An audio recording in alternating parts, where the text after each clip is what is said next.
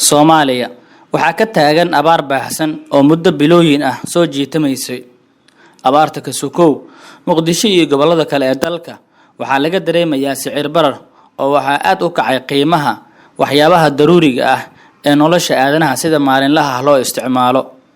Sidaas la mid ah dadku waxay inta badan ama si guudba ka cawdaan in lacagtu yaraatay oo lacag la'aan baahsan guud ahaan dalka laga dareemayo 4 bilood ee la soo dhaafay.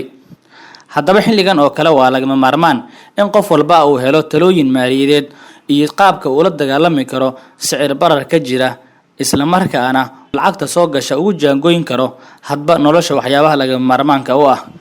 Warbixintan oo aad ka daawanaysaan bogga iyo kanaalka Gal Ganacsi waxaan ku soo koobaynaa talooyin maaliyadeed oo uu qoray gudoomiyaha jaamacadda Soomaaliya UNISO Professor Ismaaciil Cali Siyaad waxaana uu ku bilaabay Bismillah.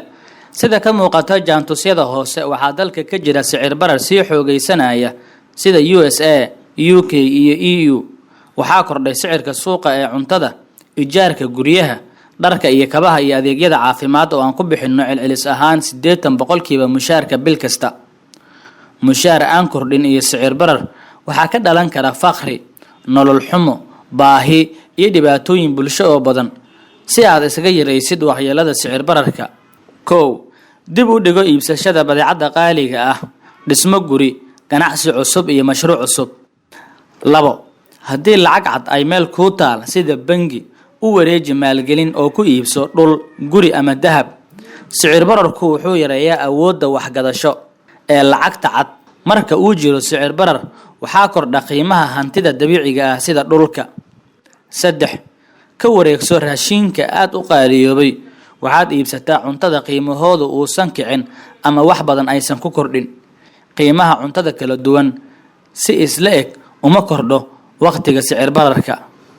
4 dhexda dhuuqso oo iska dhaaf qarashka badeecada aad ka maarmi kartid sida kafee $2 ah iyo mobile cusub.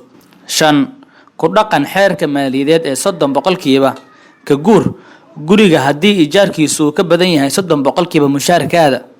waa kugu badan tahay haddii ijaarka aad bixisid uu ka badan yahay 30% guur inta aadan jilcin dhaqaale ahaan.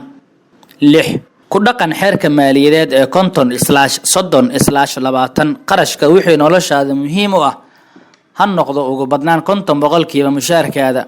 wixii aad ka maarmi kartid ee baashaal iyo wanaajin ah yuusan kaaga badan 30%. deyn bixinta iyo lacag dhigashadaadu ha noqdaan 20%. lacag badan dhigo haddii aad awoodid. 7 ku dhaqan xeerka maaliyadeed ee 28%. lacagta aad ku bixisid muraabaxo waa in aysan ka badan 28% mushaarkaada bishii. intaas ka badan waa culays maaliyadeed. 8 ku dhaqan xeerka maaliyadeed ee 36%. guud ahaan lacagta laga rabo in aad ku bixisid deyn kugu taagan waa inaysan ka badan 36% mushaarkaada bishii. ilma iyo naago ka sukow rag waxaa dilay deyn ha isku badin. 9 waa inay meel ku taal lacag ku filan qarashkaada 3 ilaa 6 bilood. waa intaas ay ku qabsataa 3 ilaa 6 bilood oo xaalad degdeg ah. haddii aad qaadatid talooyinkaas waxaad gaaraysaa xurriyad maaliyadeed ayuu yiri Professor Ismaaciil Cali Siyaad. fulinta xeerarkaasi ma aha wax fudud ee waxay u baahan tahay adkaysi, hab nololeedkaada oo aad bedeshid iyo isxakamayn.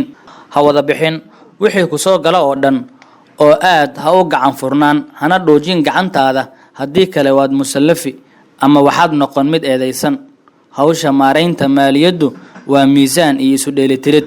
intaas ayaan ku soo koobaynaa talooyinkii uu dhanka maaliyadeed bulshada u gudbiyay Professor Ismaaciil Cali Siyaad oo ah gudoomiyaha jaamacadda Soomaaliya UNISO xilli dalku uu la circirayo abaar iyo dhaqaale la'aan baahsan.